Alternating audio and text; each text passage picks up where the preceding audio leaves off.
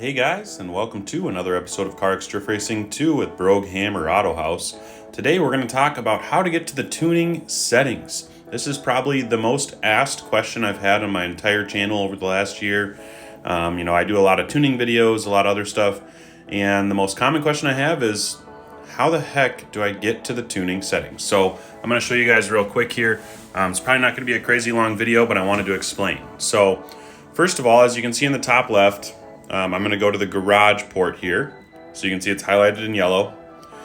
Then, at that point, you're going to go to tuning on the bottom. When you get here, the car needs to be upgraded to a certain level before custom is an option.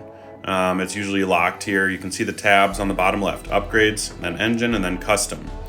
So in order to get to the tuning settings, Pro Drift 3 is going to allow you to adjust all of the possible settings, but if you do it at an earlier stage, there's just a few settings you won't be able to adjust.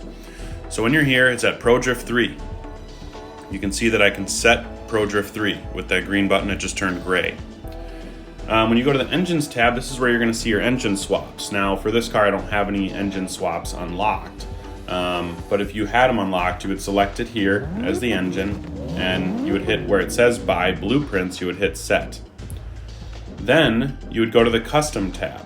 Now in the custom tab, you see here I have Pro Drift, and this tab that says BrogAutohaus normally says custom. You can edit it by hitting the little blue pen and name it to whatever you'd like to name it. But if you had an engine swap, you would actually click on the tabs on the right that say 7.0 V8, 3.0 i6T. So once you click here on the BrogAutohaus, or it'll say custom on your screen, you're going to hit the green button on the bottom right that says set. So we're going to click set. So now it's set. Now the word changed to settings. So in order to get to the tuning settings, we're going to click on that settings button.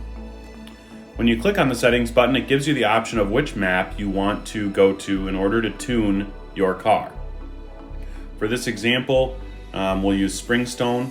So I click Springstone, and that brings us to the tuning menu. Here's where you're going to make all your adjustments. Once you go through here, all the suspension, the wheels, everything, you can hit the test button here. It'll bring you out to the map where you can do a little free revving. You can, change gears, go drift around, see what you think, see what you like. And that way, for example, if you were like, oh man, I really need some more rear grip, then you just click the blue tab in the top left, go back to your settings there, and you can adjust whatever you'd like. When you're all done, you just hit the blue save and exit button here on the bottom right. Save and exit. That's going to bring you back out to the menu, and you have just completed your settings. So stick around. We're going to jump into the tuning settings. I'll kind of explain what everything does in the tuning settings, and hopefully it helps you guys tune your own cars and make a car that's really fun to drive for your driving style. I think that's the biggest thing about tuning is, people are going to say, I have the best tune for this, I have the best tune for that. If it doesn't fit the style that you prefer to drive, then the tuning settings aren't going to quite work for you. So let's jump into that. All right, so I've jumped us over to the Sorrow, which is a car that I've had for a long time, but I've never enjoyed driving it. And, well, maybe this is why. It's not even at Pro Drift 3. Well, I guess I'm learning something as I'm making the video. We're going to upgrade to Pro Drift 3. A lot of gold, unfortunately. And then we're going to jump over. We're going to do the 2J swap. Seems only right for this car, given that actually they came with a 2J. So we're going to hit set. It says it's setting the engine. We're going to go to custom. Click on the custom tab, hit the green set button, and then hit again for settings. So I'm going to try this on Kami Road. I'm going to do some base tuning. We'll see how it feels, and then I'll come back and adjust some things based on what I'm thinking. So here, we'll jump out. We'll just give it a test right off the rip. I always do this to get an idea of how the car's performing, what may need to be changed. I can tell that the gearing is already a little too long for my liking, so it's bogging out here when I'm trying to get back into fourth gear. And I could use some more rear grip for sure, because when I kick it out like that, it seems like it's not pushing in like I'd like it to. Okay, so I'm going to jump back to settings here. We'll make a couple adjustments. Springs look good. I usually do run some front sway bar for stability. We will drop the stiffness down a little bit. And then I usually run a little bit of positive toe on the front and rear. I don't know that that's necessarily the right thing to do in real life, but for this game, it really helps the car perform the way I prefer it to. And I also run typically caster around 8.5 or between there and like 11, depending on the car. Divergence, bumps, all that looks good. We'll go to the rear here. -3 camber is too much. That's why I was, saying how loose it felt. I'm used to running -1. So if you have, too much grip and you want to get less grip in the rear, it's not letting you slide, you can add some negative camber. Go to that -2, -3.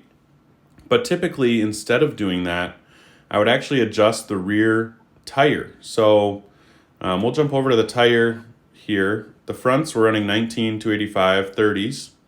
And we're running 19 285 30s in the rear. So if you want more grip in the rear end, you can either widen the rear tire, go to like a 305, and that would work great. Or if you're like me and you like a little more side bite, you can run that 285 and go to a 35% profile. You can see the tire jumped up quite a bit there. It makes the sidewall of the tire thicker, which gives you a little bit more bite on the side. So just with those couple settings, I guess we'll jump to the engine quick and make sure that this thing is maxed out all the way. I prefer it that way. And then the transmission, we'll make sure that the diff is over 50 and that our gear shifting delay is as low as possible. So let's try that, test it out again, see how that rear tire feels with more grip. The transmission should feel a little better. I certainly need to adjust the overall gearing still. But as you can see, when I whip it into that corner and stay in throttle, it's doing a much better job of holding that corner rather than sinking too deep. And there I just messed up. So that gets pretty good. We're feeling pretty good about it. The widths are looking pretty solid. Everything's really flush fitment. Now in the transmission, since I want a little more pep in each gear, I'm going to increase this to a 3.75. That's going to change our overall gearing quite a bit with the overall gear ratio being that high. But on most of my cars, I run a 4.0. So that's what I'm used to. Again, this is a style thing depending on what you prefer. Now you can see when I hit 4th gear and floor it, we're getting up to red line. Gives me a little more control. You can see I'm already able to ride that rail a lot better. I just messed up right at the end, but